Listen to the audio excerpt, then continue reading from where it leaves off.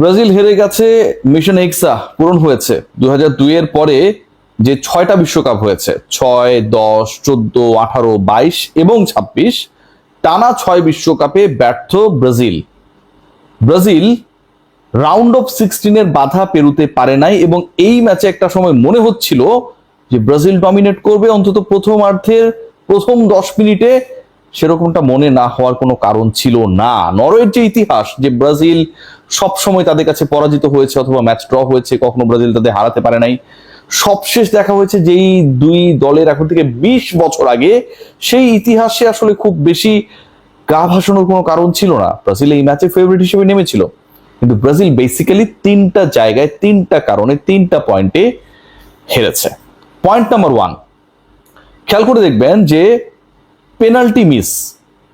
Brazil penalty যখন পেল এবং ওই ফাউলের পরে রেফারি যখন ভিএআর এর সহযোগিতায় টিভি স্ক্রিনে গিয়ে মনিটরে গিয়ে দেখে কনফার্ম হলেন যে this is going to be a penalty in favour of Brazil, ওই পেনাল্টি নেয়ার জন্য শুরুতে কিন্তু ভিনি এগিয়ে গেলেন, বল নিলেন এবং পরবর্তী সময় কি যেন একটা মনে হলো তিনি সেই বলটায় শুট করলেন না বা পেনাল্টিটা নিজে মারলেন না।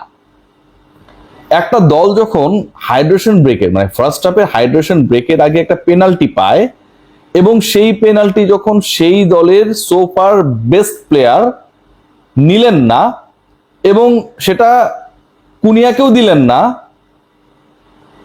সেই জায়গাটায় ব্রাজিল আমার কাছে মনে হয় যে প্রথম ভুলটা করেছে। এই ডিসিশনটা আসলে মাঠ থেকে মেক হয়েছে নাকি কার্লো আঞ্জেলেত্তি পাশ থেকে কোনোভাবে সেই বার্তাটা পাঠিয়েছেন, এটা একটা ডিবেটেবল ইস্যু। এটা নিয়ে এখন পর্যন্ত সমাধান আমরা জানি না যে আসলে এই ডিসিশনটা কোথা থেকে এসেছে। কিন্তু ওই যে পেনাল্টিটা নিল না, ভিনি জুনিয়র পেনাল্টি নিলে আমি ড্যাম শিওর যে গোলটা হতো এবং স্কোর লাইনটা শেষে গিয়ে কিন্তু 2-2 হয়ে যেত। 2-1 শেষ পর্যন্ত ব্রাজিল হেরেছে, সেই সুযোগটা ব্রাজিল মিস করেছে।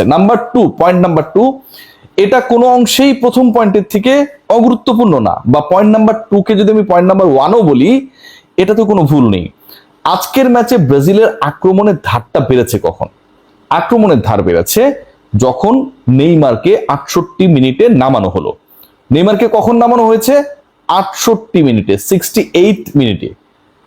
একজন ফুটবলার যিনি মাঠে নামার পরে মাত্র 22 থেকে 24 মিনিট খেলার সুযোগ পেলেন এবং সেকেন্ড হাইড্রেশন ব্রেকের আগ মুহূর্তে তাকে নামানো হলো। এরপরে কিন্তু 3 মিনিট অটো চলে গেছে, যেহেতু হাইড্রেশন ব্রেকের যে ডিউরেশনটা সেটাও একই সাথে কাউন্ট হচ্ছিল খেলার যে টাইমিং সেটার সাথে।